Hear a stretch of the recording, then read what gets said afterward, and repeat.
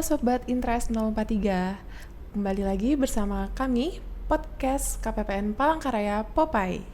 Bersama saya, Gitya Hening Adibahasna, selaku host pada episode Popeye kali ini. Topik yang akan kita bahas pada episode kali ini sangat menarik karena isu yang akan kita bahas ini selalu terjadi setiap tahunnya dan selalu kita lakukan pada tiap akhir tahun.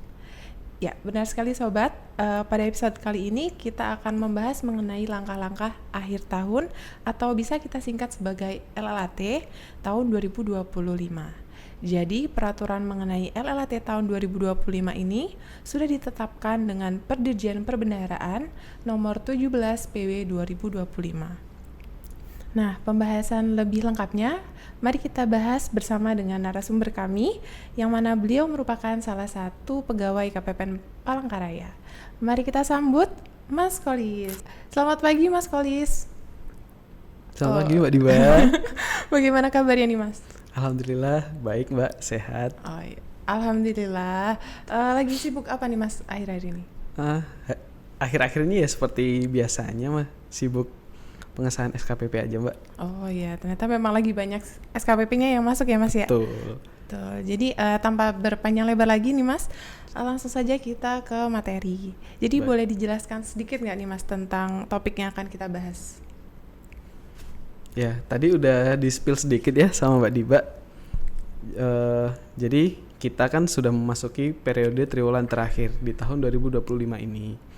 Tandanya waktu yang dimiliki oleh Sobat Interest untuk melakukan kegiatan yang telah direncanakan itu kan semakin sedikit. Dengan sedikitnya waktu itu, kami harap Sobat Interest dapat mengatur strategi yang dilakukan untuk menghadapi akhir tahun 2025 ini. Nah, Direktur Jenderal Pembendaharaan sudah menerbitkan Per 17 tahun 2025. Nah, diharapkan Sobat Interest dapat memperdomani terkait dengan batas pengajuan realisasi ke KPPN. Nah, pada kesempatan ini kami mau membahas satu topik yang diatur dalam Per 17 tersebut, yaitu tentang pendaftaran kontrak dan juga adendum kontrak. Wah, menarik sekali ya topik yang akan kita bahas ya Mas ya.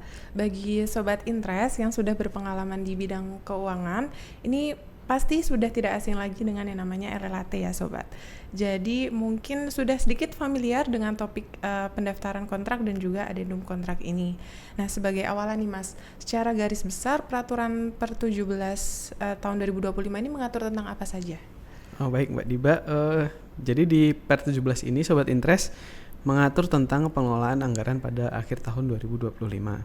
Dimulai dari penyampaian kontrak, penyampaian SPM, kemudian membahas tentang KKP, kartu kredit pemerintah, kemudian uang lembur, penyelesaian uang persediaan, dan masih banyak yang lainnya. Wah, ternyata memang banyak sekali yang perlu dibahas ya Mas ya dari Perdirjen nomor 17 ini. Namun pada episode Popeye kali ini secara khusus kita akan membahas tentang pendaftaran kontrak ya Mas dan juga adendumnya. Jadi apa saja sih yang diatur mengenai pendaftaran kontrak maupun adendum kontrak ini Mas? Baik, sebelum ke situ ya Mbak, saya kasih gambaran sedikit untuk merefresh Sobat Interest semuanya. Nah, kontrak itu apa sih? Nah, kontrak itu kan perjanjian tertulis antara PPK dengan penyedia barang atau jasa atau pelaksana swakelola. Nah, kontrak ini harus didaftarkan terlebih dahulu ke KPPN sebelum Satker mengajukan pembayaran. Misal isi kontrak tersebut terdapat perubahan, misal ada perubahan nilai kontrak, perubahan jumlah termin yang sebelumnya misalnya dari satu tahapan kemudian dipecah menjadi 3 tahapan dan sebagainya. Nah, perubahan tersebut juga harus diajukan ke KPPN. Kenapa? Tujuannya adalah untuk menyamakan data yang ada di Satker dan data yang ada di KPPN. Terkait pendaftaran kontrak atau adendum kontrak yang harus disampaikan ke KPPN itu, penyampaiannya kan diatur bahwa paling lambat disampaikan 5 hari kerja setelah kontrak atau adendum kontrak tersebut ditandatangani. Nah, namun pada terdapat periode tertentu yang diatur dalam Per 17 ini terkait pengajuan pendaftaran atau adendum kontrak. Nah, sebagai contoh, untuk kontrak yang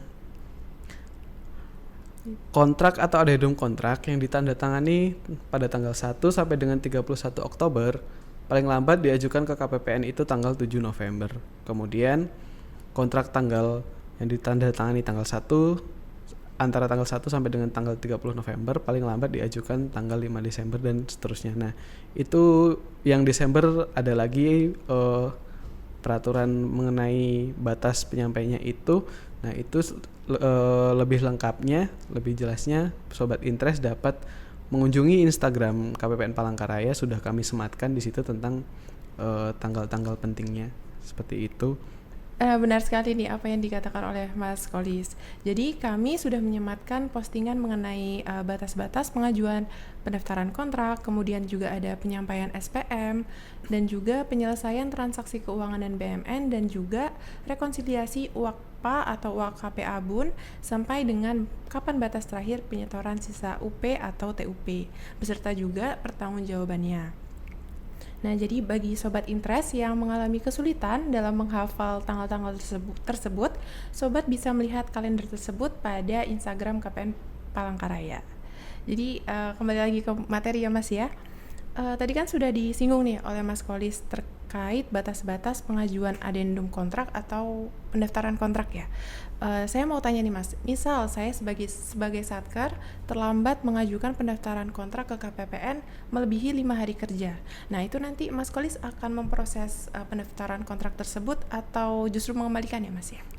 Pertanyaan yang menarik sekali Mbak Diba. Jadi sebagai satker kami juga memaklumi bahwa di akhir tahun pun pasti banyak load pekerjaan, pasti juga lebih banyak daripada sebelum-sebelumnya. Nah, bagaimana misalnya Sobat Interest lupa atau terlewat belum mengajukan pendaftaran kontrak ke KPPN. Nah, ini ada dua perlakuan.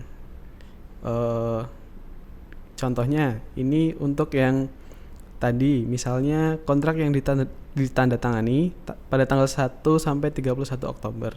Nah, itu kan paling lambat diajukan tanggal 7 November ya, Mbak. Nah, misal Sobat Interest memiliki kontrak yang ditandatangani misalnya tanggal 1 Oktober. Nah, Sobat kan mengajukan pendaftaran kontrak itu paling lambat tanggal 8 Oktober atau 5 hari kerja setelah ditandatangani. Nah, apabila kelewat nih sampai tanggal 10 Oktober, Sobat Interest perlu melampirkan surat pernyataan keterlambatan penyampaian data kontrak yang ditandatangani KPA dan harus bermaterai. Nah, format surat ini diatur pada lampiran A per 17 tahun 2025. Nah, kemudian format tersebut isinya apa? Format tersebut beberapa hal yang harus dicantumkan, antara lain data kontraknya disertai dengan alasan keterlambatan mengapa Sobat belum menyampaikan kontrak sampai dengan 5 hari kerja tersebut. Nah, surat pernyataan tersebut nanti dilampirkan pada saat OTP kontrak. Oh, kalau tadi kan itu baru satu kasus nih Mas. Kalau contoh yang lainnya bagaimana? Itu tadi yang kasus yang pertama ya Mbak. Kemudian kasus yang kedua, gimana kalau keterlambatannya itu melewati batas yang diatur dalam Per 17 tersebut, yaitu melewati tanggal 7 November. Nah, Sobat Interest harus mengajukan permintaan dispensasi penyampaian kontrak di luar batas waktu ke Kanwil DJPB. Wah, ternyata kalau sampai melewati batas yang diatur, permohonannya sampai ke Kanwil DJPB. Betul. Ya Mas ya? Ya, kami sebagai KPPN menghimbau ya, Sobat Interest jangan sampai ada yang terlewat, karena kalau terlewat pengajuan dispensasinya itu harus ke Kanwil DJPB. Kalau boleh tahu nih Mas, syarat-syarat permohonan dispensasinya apa saja ya Mas ya? Ya, untuk pengajuan dispensasi ke Kanwil DJPB, berkas yang harus disiapkan yang pertama adalah surat permohonan persetujuan penyampaian data kontrak atau perubahan data kontrak. Yang kedua, surat pernyataan atas keterlambatan penyampaian data kontrak atau perubahan data kontrak. Surat ini harus bermaterai ya Mbak ya. Oh, iya. Kemudian yang ketiga, resume kontrak. Yang keempat, karwas kontrak. Nah, berkas-berkas tersebut disampaikan ke Kanwil DJPB, dan Kanwil DJPB nanti akan menerbitkan surat persetujuan penyampaian data kontrak di luar batas waktu. Nah, surat persetujuan dari Kanwil DJPB ini yang akan dilampirkan pada saat mendaftarkan kontrak terlambat tersebut di Sakti. Wah, lumayan ribet juga ya Mas ya, berkas yang harus disiapkan. Terus misalkan sudah mendapatkan surat persetujuannya, apakah Satker sudah bisa mendaftarkan kontraknya? Betul Mbak, tapi perlu diperhatikan di sini bahwa eh, surat dispensasi dari Kanwil DJPB tersebut ada masa berlakunya Mbak. Jadi masa berlaku dispensasi tersebut hanya 2 hari kerja setelah surat persetujuan. Misalnya surat persetujuan penyampaian kontrak di luar batas waktu dari Kanwil tersebut misalnya bertanggal 10 November, maka Sobat Interest harus segera mendaftarkan kontrak tersebut paling lambat tanggal 12 November. Wah, nah ini perlu diperhatikan juga ya Sobat Interest, adanya batasan atau masa berlaku dari dispensasi persetujuan dari Kanwil yang lumayan cepat batasnya, yaitu hanya 2 hari kerja setelah surat persetujuan itu ditandatangani oleh Kepala Kanwil DJPB. Nah, kalau misalkan lewat dari 2 hari kerja ini, Sobat harus berbesar hati karena KPPN akan menolak data kontrak yang penyampaiannya lewat dari pemberian dispensasi tersebut. Benar begitu kan ya Mas Kolis? Betul sekali Mbak Diba. Wah, izin saya simpulkan ya Mas ya dari yang disampaikan oleh Mas Kolis sebelumnya. Jadi Sobat Interest harus mendaftarkan kontrak atau perubahan kontrak dalam 5 hari kerja setelah kontrak ditandatangani. Nah, apabila lewat dari 5 hari kerja tersebut namun masih masuk dalam periode pengajuan, maka Sobat Interest hanya perlu melampirkan surat pernyataan keterlambatan sesuai format yang diatur. Nah, kemudian apabila Sobat mengajukan lebih dari 5 hari kerja dan melewati batas pengajuan sesuai dengan per 17, maka Sobat perlu melampirkan dispensasi surat persetujuan penyampaian data kontrak di luar batas waktu yang diterbitkan oleh Kanwil DJPB. Dan Sobat juga perlu segera menindaklanjuti 2 hari kerja setelah surat tersebut terbit. Apakah benar demikian, Mas? Betul sekali Mbak Diba. Ya, Sobat Interest, mohon agar selalu aware dengan tanggal berapa batas pengajuan kontrak, kapan periode pengajuan berakhir, dan bagaimana format surat yang diatur sebagai lampiran apabila terdapat keterlambatan kontrak. Nah, kalau suratnya berkasnya tidak sesuai, KPPN berhak untuk mengembalikan kontrak tersebut. Wah, penjelasan yang sangat mudah dipahami ya Mas Kolis.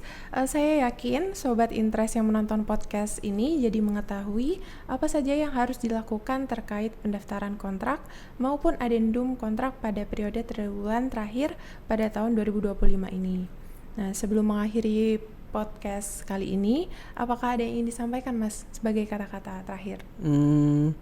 Mungkin tadi sudah disinggung semua ya, yaitu pentingnya untuk Sobat Interest mengetahui batas-batas terakhir pengajuan yang sudah diatur dalam Per 17 tahun 2025. Nah, karena apabila Sobat terlewat atau terlambat mengajukan, maka nambah kerjaan nih buat Sobat Interest. Karena banyak harus yang dipersiapkan agar kontrak tersebut bisa didaftarkan ke KPPN. Jadi sebisa mungkin Sobat mendaftarkan kontrak dalam 5 hari kerja setelah kontrak tersebut ditandatangani. Seperti itu. Wah, kalau bisa setelah kontraknya ditandatangani langsung saja diajukan ya Mas ya? Betul, lebih cepat lebih baik. Nah, kalau bisa langsung didaftarkan saja untuk menghindari penolakan dari KPPN. Atau perlu diperhatikan juga di akhir tahun biasanya aplikasi karena loadnya yang besar suka lelet gitu ya Mbak ya? Iya, benar sekali. Sering sekali aplikasi itu berjalan dengan lambat tanpa kita sadari. Iya. Nah, baik, terima kasih Mas Kolis atas remindernya, penjelasan yang sangat mudah dipahami. Semoga Sobat Interest terbantukan dengan informasi yang diberikan pada podcast kali ini. Baik, Sobat Interest, sudah sampailah kita pada penutup episode kali ini. Sebelumnya saya selaku host podcast kali ini mengucapkan terima kasih kepada narasumber kami, Mas Kolis, yang telah bersedia untuk memberikan informasi yang sangat penting bagi Sobat Interest. Sekali lagi saya ucapkan terima kasih ya Mas ya. Sama-sama Mbak Diba. Baik, kemudian dapat kami sampaikan bahwa KPPN Palangkaraya berkomitmen penuh dalam mendukung WBK dan WBBM, dan semua layanan KPPN Palangkaraya tidak dipungut biaya sepeser pun atau Rp0. Baik, saya Giti Hening Adi Bahasna selaku host dan juga Mas Kolis selaku narasumber kami. Kami pamit undur diri, sampai jumpa di episode Popeye selanjutnya. Dadah.